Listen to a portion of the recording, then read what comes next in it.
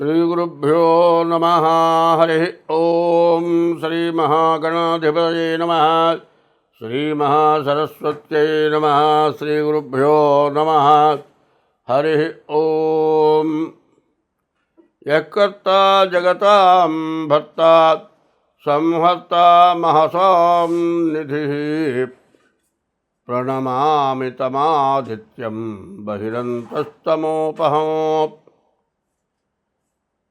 తల్లి గర్భము నుండి ధనము తేడెవ్వడు, వెళ్ళిపోయడి నాడు వెంటరాదు. లక్షాధికారైన లవణమన్నమి కాని మెరుగు బంగారంబు మృంగబోడు. విత్తమార్జన చేసి విర్రవీగుటె కాని కూడబెట్టిన సొమ్ము కుడువబోడు. పొందుగా మరుగైన భూమిలో పలబెట్టి దాన ధర్మములేక దాచి దాచి తుదకు దొంగలకిత్తురో దొరలకవునో. తేనె దుంటీగలియవా తెరవరులకు భూషణ వికాస శ్రీ ధర్మపుర నివాస దుష్ట సంహార నరసింహ దురిత దూర. 2025 కొత్త సంవత్సరం ప్రారంభమైంది. మనం ముందుగా ఏప్రిల్ 1 దగ్గర నుంచి ఏప్రిల్ నెల 25వ సంవత్సరం ఏప్రిల్ నెల మాస ఫలితాలు చెప్పుకుందాం. దానికి ముందు 2025వ సంవత్సరం ఏప్రిల్ నెల 3వ రాశి మిథున రాశి ఫలితాలు చెప్పుకుందాం. ఈ మిథున రాశికి వ్యాపారస్తులకి చాలా బాగుంది. ఇళ్ళు వ్యాపారాలు, ఇళ్ళు కట్టుకునేవాళ్ళు, బిల్డర్స్, బిల్డింగ్ కట్టి అమ్మేవాళ్ళు, ఇంటికి సంబంధించిన వర్కర్లు, ఇంటికి సంబంధించిన సామాగ్రి, ఇటుక, సిమెంటు, ఇసుక, శానిటరీ, వడ్రంగం, వీళ్ళందరికీ కూడా బాగుంది. కొత్తగా వివాహం కావాల్సిన వాళ్ళకి కూడా చాలా బాగుంది. వివాహం అవటానికి మంచి అవకాశం ఉంది. మరి బాగున్నది ఏమిటా అంటే చదువుకునే వాళ్ళకి పూర్తిగా బాగాలేదు. తర్వాత ఈ టైంలో రకరకాలైన అనారోగ్యాలు రావటానికి బాగా అవకాశం ఉంది. ఇప్పుడు బాగా ఎండలు కాస్తూ ఉన్నాయి. ఎండలు కాస్తూ ఉండేటప్పుడు వెళ్ళేటప్పుడు దగ్గర మంచినీళ్ళు అవసరం. అందులో బిస్లరీ వాటరే పెట్టుకోవాలి. కాదులే ఎక్కడ పడితే అక్కడ మంచినీళ్ళు దొరుకుతాయిలే అంటే డబ్బాలు మాత్రం బిస్లరీ వాటర్ డబ్బాలే. నీళ్ళు మాత్రం ఏవో పోస్తారు, పైన మూత బిగిస్తారు. రకరకాలైన నీళ్ళు వస్తున్నాయి. ఆఖరికి చివరి పరిస్థితి ఏమిటాయంటే ఒకప్పుడు మంచినీళ్ళు ఎక్కడ పోయినా తాగినా, ఆఖరికి చెరువులో నీళ్ళు తాగినా, బావిలో నీళ్ళు తోడుకొని తాగినా ఎటువంటి సమస్య లేకుండా ఉండేది. ఇప్పుడు మాత్రం ఫిల్టర్ నీళ్ళు తప్పితే రెండో నీళ్ళు తాగితే తట్టుకోలేనటువంటి పొజిషన్ వచ్చింది.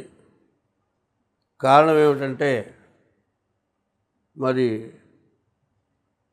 పంట పండేటువంటి వాటికి మందులు వేయటం వల్ల, వాటి వల్ల రకరకాల వ్యాధులు రావటం వల్ల నీళ్ళ దగ్గర నుంచి కూడా జాగ్రత్త పడాలి. కాబట్టి ఈ ఎండాకాలంలో ఎన్ని రకాల జాగ్రత్తలు తీసుకుంటే అంత మంచిది.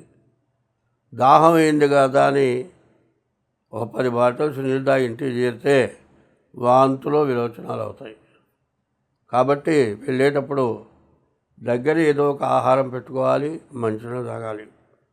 ఇది చాలా అవసరం. చాలా జాగ్రత్త అయిన విషయం చెబుతున్నాను నేను. బజార్లో పోతుంటే చపాతీలో, బాజీలో, గారెలో అమ్ముతారు. అవి తింటే పడిపోవటమే కాకుండా జాగ్రత్త అయిన ఆహారాలు తీసుకొని జాగ్రత్తగా ఉండటం చాలా అవసరం. కాబట్టి వ్యాపారస్తులు జాగ్రత్తగా వ్యాపారం చేసుకోవాలి. బయట తిరిగి వ్యాపారం చేసుకునేవాడు ఇంకా జాగ్రత్తగా చేసుకోవాలి. చదువుకుండే పిల్లలు చాలా జాగ్రత్త పడాలి. ఈ చదువుకుండే వాళ్ళు మీ డేట్ ఆఫ్ బర్త్ ద్వారా మీ జాతకం చూపించుకోవడం చాలా అవసరం. తర్వాత ఈ జాతకం చూపించుకునేటప్పుడు మీ డేట్ ఆఫ్ బర్త్ ద్వారా కానీ లేకపోతే మీ హస్త సాముద్రిక ద్వారా కానీ మీ జాతకాలు చూపించుకోండి.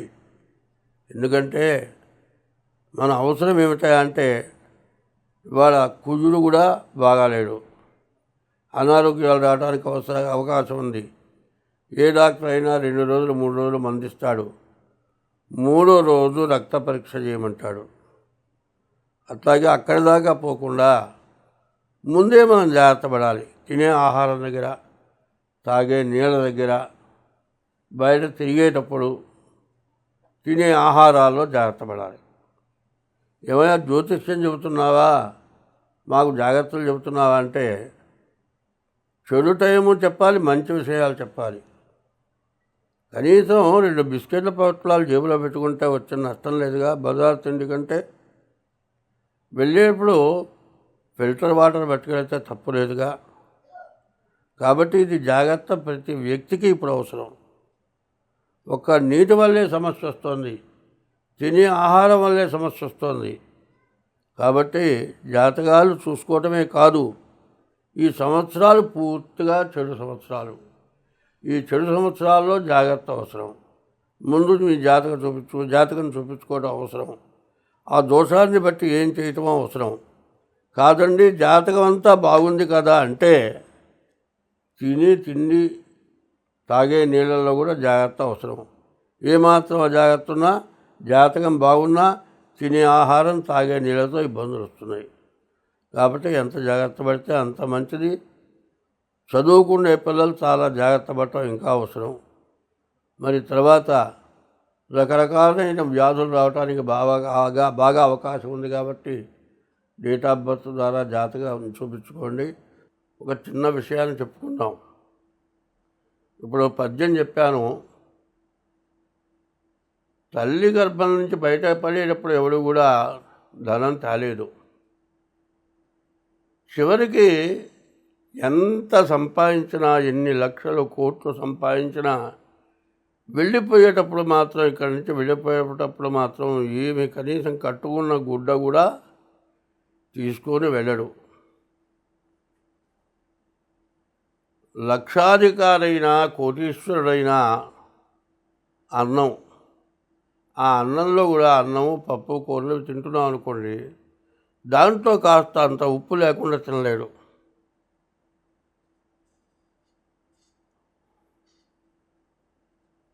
పోనీ దాచిపెట్టిన డబ్బులు ఏమైనా తీసుకెళ్తాడా? ఏమీ తీసుకెళ్ళలేడు. దాచిపెట్టిన డబ్బు తీసుకెళ్ళలేడు, వచ్చేటప్పుడు తేలేదు, వచ్చి వెళ్ళేటప్పుడు తీసుకెళ్ళలేదు. కానీ ఆశ, ఈ ఆశ వల్ల ఎన్ని రకాల పాపాలు చేసి ధనాన్ని సంపాదించి ఎంతమందినో బాధలు పెట్టి, ఒక బంగారపు ఒక పెద్ద కొండ ఉందనుకోండి, కొండ మీద కూర్చున్నాడు. బంగారం ఏమైనా తింటాడా? ఏమీ తినలేడు. పోనీ బంగారం కానీ డబ్బు కానీ వాడి దగ్గర ఉందనుకోండి, ఎక్కడ దొంగలు వస్తారో, ఎవరు దోచుకుపోతారో, ఏమవుతుందో నిద్ర లేకుండా తను భయపడుతూ తన చుట్టూతో కాపలా పెట్టుకుంటాడు. అదే కావాలి, సంపాదించుకోవాలి అనేటువంటి ఉద్దేశం లేనివాడు ఎవడైనా సరే, వేళకంత అన్నం దొరికితే చాలనుకునేవాడు తను ఉంటే తింటాడు, లేకపోతే ఎవరినన్నా పోయి అమ్మ ఆకలి అవుతుంది అన్నం పెట్టమంటాడు. ఆకలి అవుతుంది అన్నం పెట్టమంటే పెట్టని వాళ్ళు అంటూ ఉండరు. హాయిగా కడుపు నిండా తిని కంటి నిండా నిద్రపోతాడు. వాడికి ఎటువంటి పాపం ఉండదు. మళ్ళీ జన్మంటూ వస్తే మంచి ఉత్తమమైన జన్మ వస్తుంది. కానీ ఇప్పుడు 2024 నుంచి 2027 వరకు కూడా పరిస్థితులు ఎట్లా ఉన్నాయంటే, మనకంటే ఎక్కువ వాడిని చూసి మనం అంత స్థాయికి ఎట్లా ఎదుగుదాం అని ఆలోచన తప్పితే మనకంటే తక్కువ వాడిని చూసి వాడికంటే బాగున్నాం, మనం తింటూ ఉరి పెడదాం అనే ఆలోచన లేకుండా ఆశ, విపరీతమైన ఆశ, దురాశ, దాంతో అందరినీ కూడా దోచుకొని అందరినీ బాధలు పెట్టి అందరికీ కూడా భయం కలిగించేటట్లుగా శత్రువైపోయి మరి బలహీనుడు భయపడి బలంగలవాడు భయపెట్టి రాజ్యంలో, దేశంలో, విదేశాల్లో, ప్రపంచ దేశాల్లో విపరీతమైన ఆశతోటి దోచుకుంటూ ఉంటే కొంతమంది చిన్నవాళ్ళు, దుర్మార్గుల వాళ్ళు కూడా కొంతమంది కలిసి బాగున్నవాడిని ఎట్టా జయించాలి అని వాడి మీద యుద్ధం చేసి మనకంటే పైన ఉన్నవాడిని నాశనం చేయటం, ఇట్లాంటి పనులు జరుగుతూ దేశమంతా కూడా క్షోభపడి ఇంతకుముందే మరి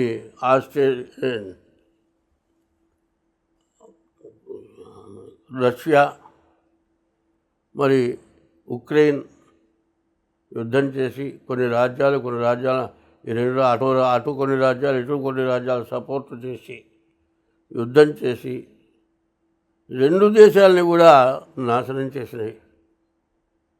చివరికి ఇంత తిరుగుతూ ఉంటే ఏదైనా రాజీ కావాలంటే ముందు యుద్ధం మానేయండి, రాజీ చేద్దాం అనుకున్నారు. చివరికి కొట్టుకొని వాళ్ళే యుద్ధం మానుకున్నారు. మానుకున్న తర్వాత వచ్చింది ఏమిటంటే నష్టం తప్పితే లాభం అంటూ లేదు.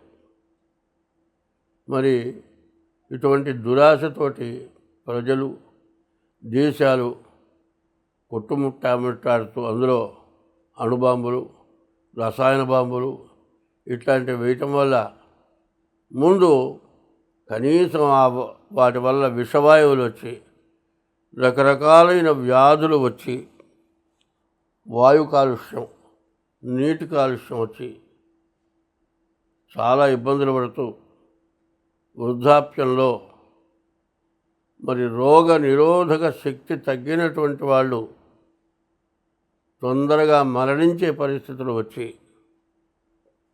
ప్రపంచమంతా కూడా బాధపడిపోతుంది. ఇంకా ముందు బాధపడటానికి పరిస్థితులు వస్తున్నాయి. కాబట్టి చిన్నవాళ్ళైనా సరే మంచిగా బతకటానికి నేర్చుకొని అందరూ కూడా మంచిగా ఒకళ్ళతో ఒకళ్ళు సత్సంబంధాలు పెట్టుకొని మరి భార్య పిల్లల్ని, తల్లిదండ్రులని, పక్కనున్న వాళ్ళని అందరూ కూడా బాగుండేట్టుగా మంచిగా బతుకుతూ ఎప్పుడు ఇందాక చెప్పా మరి పద్యం కూడా చెప్పా. ఏమిటా పద్యం అంటే